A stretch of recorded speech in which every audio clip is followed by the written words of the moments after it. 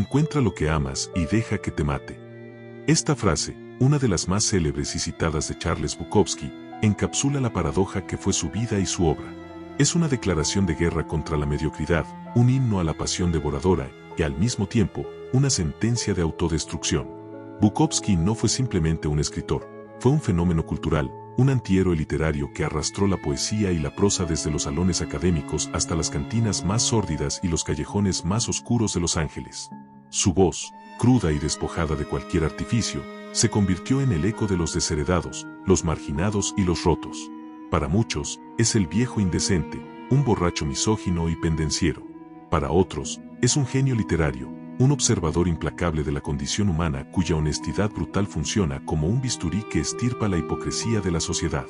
Ambas visiones, aunque contradictorias, contienen fragmentos de verdad. Comprender a Bukowski requiere una inmersión profunda no solo en sus textos, sino también en los abismos de su psique, en el dolor que lo moldeó y en la filosofía existencial que destiló entre resacas y carreras de caballos.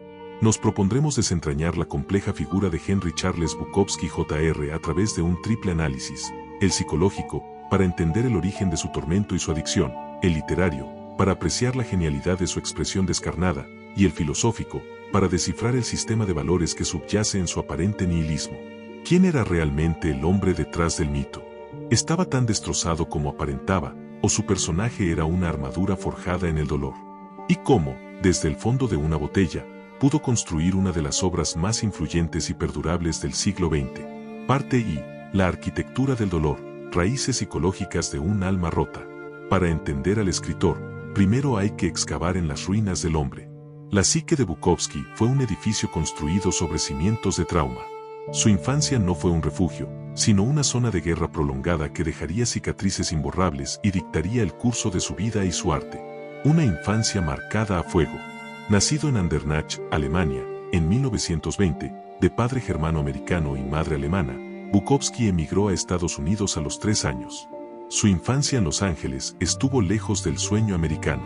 Fue una pesadilla de abuso constante y sistemático a manos de su padre, un hombre frustrado y violento que lo golpeaba por las más mínimas transgresiones. En su novela semi-autobiográfica La senda del perdedor, Amon Ra, describe con una frialdad escalofriante cómo su padre lo azotaba con una correa de afilar navajas, a menudo hasta sangrar, por nimiedades como un césped mal cortado. Este abuso físico y emocional tuvo consecuencias psicológicas devastadoras. En primer lugar, le enseñó que el mundo era un lugar inherentemente hostil y que la autoridad era sinónimo de tiranía y crueldad. Esto sembró en él una desconfianza radical hacia cualquier forma de poder establecido: el gobierno, los empleadores, la policía y las normas sociales. Su posterior anarquismo individualista no fue una pose intelectual, sino una respuesta visceral y aprendida a un trauma temprano. En segundo lugar, el abuso paterno destrozó su autoestima. Bukowski internalizó la idea de que era defectuoso, indigno de amor. Este sentimiento de insignificancia fue brutalmente exacerbado durante su adolescencia por un caso extremo de acné vulgar, acné vulgaris, que le cubrió el rostro y el cuerpo de pústulas y forúnculos dolorosos. La enfermedad lo convirtió en un paria social, objeto de burlas y repulsión. En la edad más crucial para la formación de la identidad y la aceptación social, fue condenado al aislamiento. Cuando tienes la cara llena de cicatrices, te retiras del mundo, escribiría más tarde. Esta combinación de abuso en casa y ostracismo fuera de ella creó una tormenta perfecta de soledad, vergüenza y autoodio. El alcohol como refugio y anestesia. Fue en este contexto donde el alcohol hizo su aparición. No fue una elección de ocio, sino un acto de desesperación.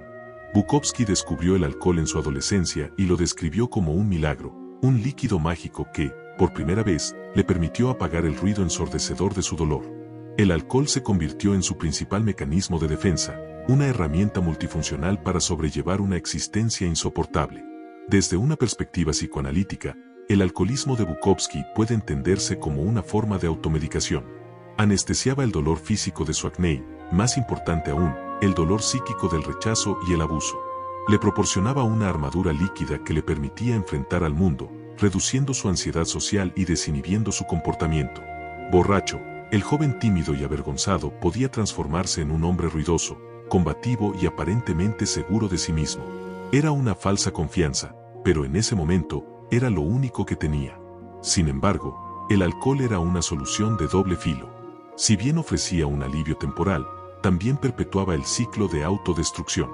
La adicción reforzaba su identidad de marginado, lo mantenía en trabajos precarios y relaciones disfuncionales, y le proporcionaba una excusa para no intentar encajar en una sociedad que despreciaba.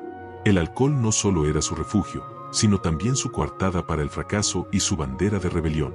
¿Realmente estaba tan destrozado? La imagen pública de Bukowski es la de un hombre completamente destrozado, un náufrago perpetuo en un mar de alcohol y desesperación.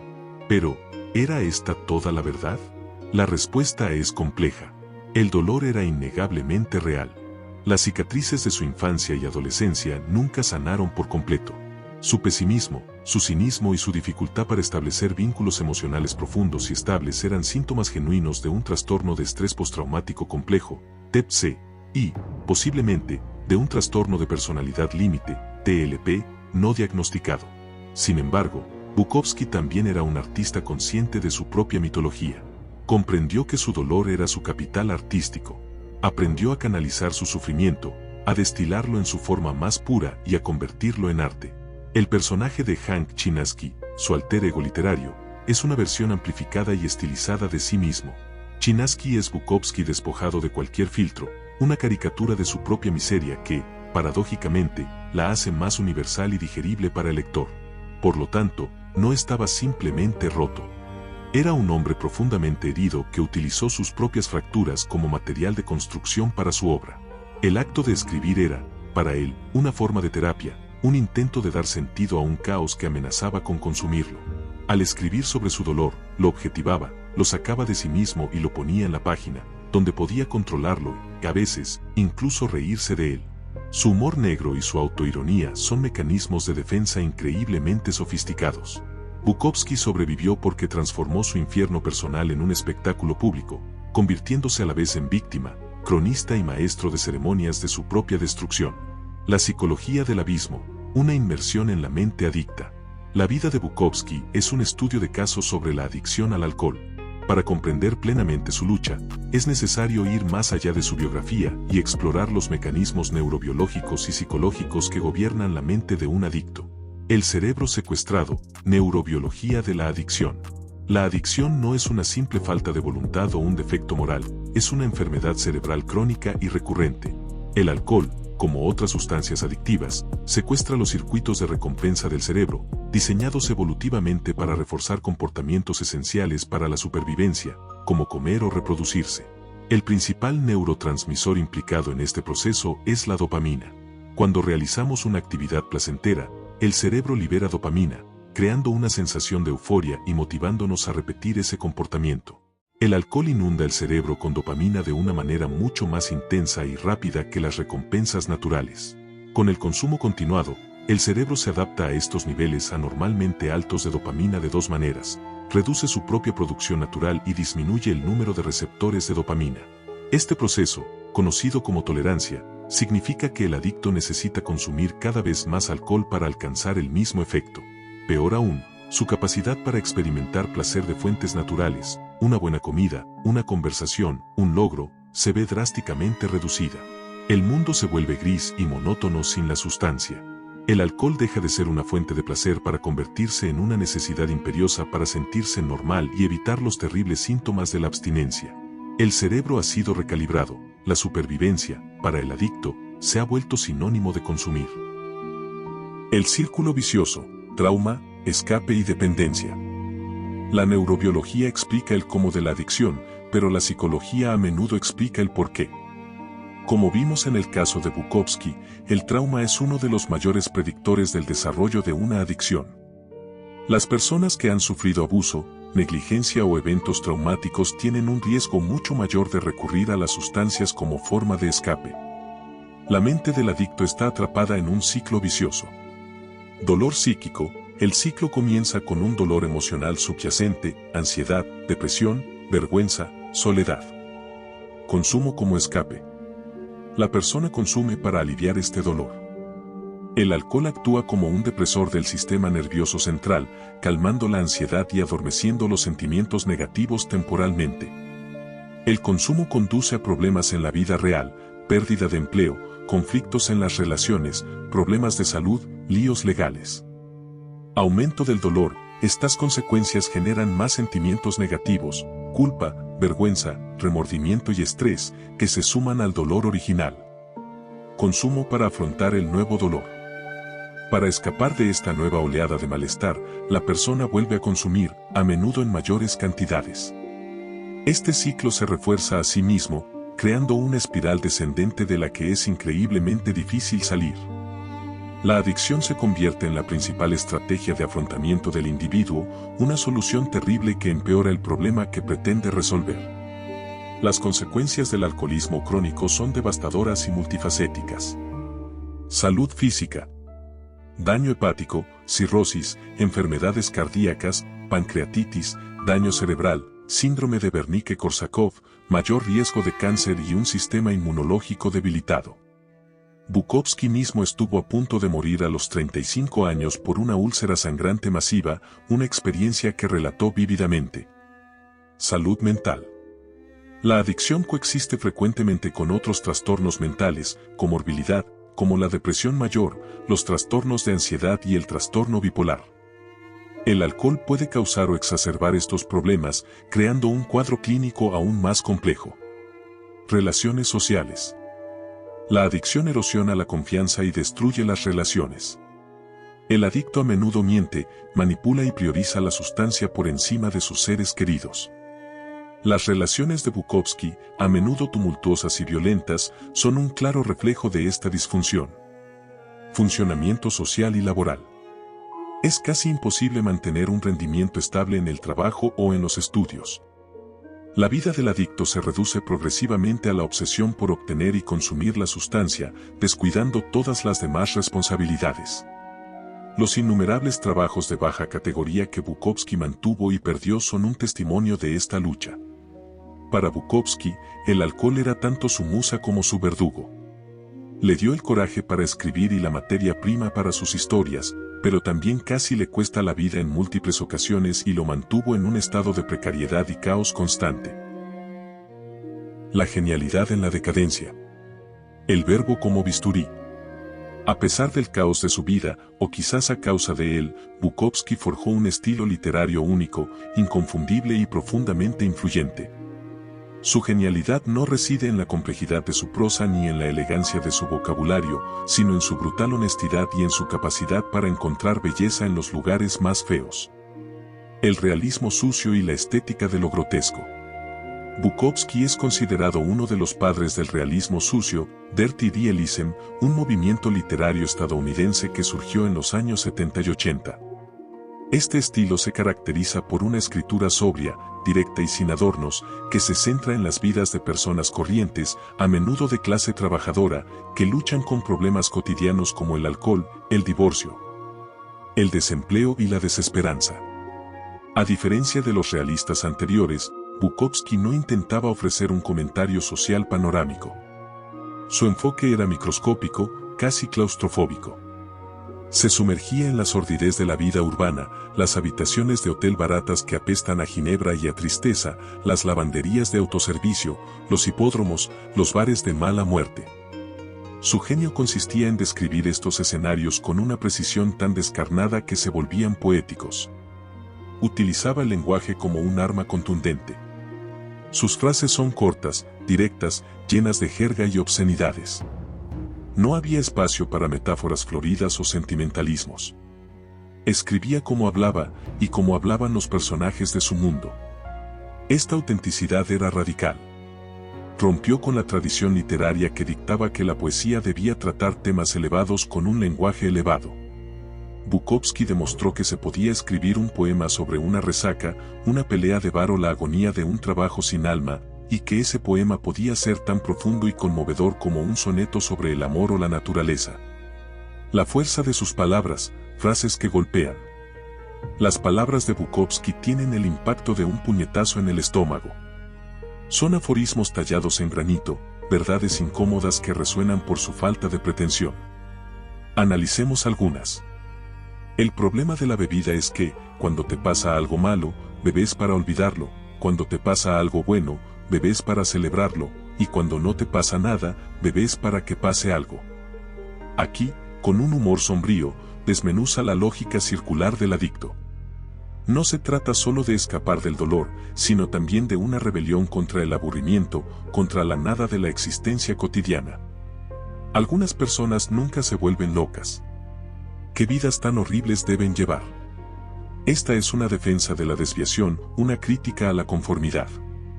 Para Bukowski, la cordura de la sociedad, el trabajo de 9 a 5, la hipoteca, la familia perfecta, era una forma de locura mucho más aterradora que la de los borrachos y los marginados. La locura, en su visión, era una señal de vida, una prueba de que uno no se había rendido a la monotonía asfixiante. La diferencia entre una democracia y una dictadura es que en la democracia puedes votar antes de obedecer las órdenes. Su cinismo político era absoluto. No veía una diferencia fundamental en las estructuras de poder, solo variaciones en la ilusión de libertad que ofrecían a las masas. Esta visión, aunque simplista, nace de su experiencia de ser aplastado por el sistema sin importar quién estuviera al mando. Su forma de expresarse era una extensión directa de su psique, herida, desafiante y despojada de toda ilusión. No escribía para agradar, sino para purgarse, para testificar. Su obra es un acto de supervivencia, un grito en la oscuridad que afirma, yo estuve aquí. Vi todo esto. Y era un infierno. La filosofía del borrachín culto. Existencialismo de cantina. Sería un grave error desestimar a Bukowski como un simple borrachín. Detrás de la fachada de vulgaridad y decadencia, había un hombre de una inteligencia aguda y una cultura literaria y musical sorprendentemente vasta. Era un intelectual autodidacta cuya filosofía, aunque no sistematizada, era coherente y profundamente existencial. El rechazo al sueño americano y la filosofía del absurdo. El núcleo de la filosofía de Bukowski es un rechazo total y absoluto del sueño americano. Consideraba que la promesa de éxito a través del trabajo duro era una estafa cruel, una zanahoria perpetuamente colgada delante de un burro. Para él, el trabajo convencional no dignificaba, alienaba, deshumanizaba y robaba el alma. Sus años trabajando en el servicio postal, una experiencia que describió como una lenta muerte en vida en su novela Cartero, Post Office, lo convencieron de que la vida normal era una trampa. Su visión del mundo resuena fuertemente con la filosofía del absurdo, popularizada por Albert Camus. El absurdo nace de la confrontación entre el deseo humano de encontrar sentido y el silencio irracional del universo. Bukowski experimentó este absurdo de primera mano. Veía a la gente sacrificar sus vidas, sus pasiones y su tiempo por un sistema que no se preocupaba por ellos, corriendo en una rueda de hámster hasta la muerte. Su respuesta al absurdo no fue el suicidio, la rendición, ni la esperanza religiosa, el salto de fe, sino la rebelión. La rebelión de Bukowski, sin embargo, no era política ni colectiva. Era una rebelión individual, hedonista y a menudo autodestructiva. Si la vida no tiene un sentido inherente, entonces uno debe crear su propio sentido, momento a momento.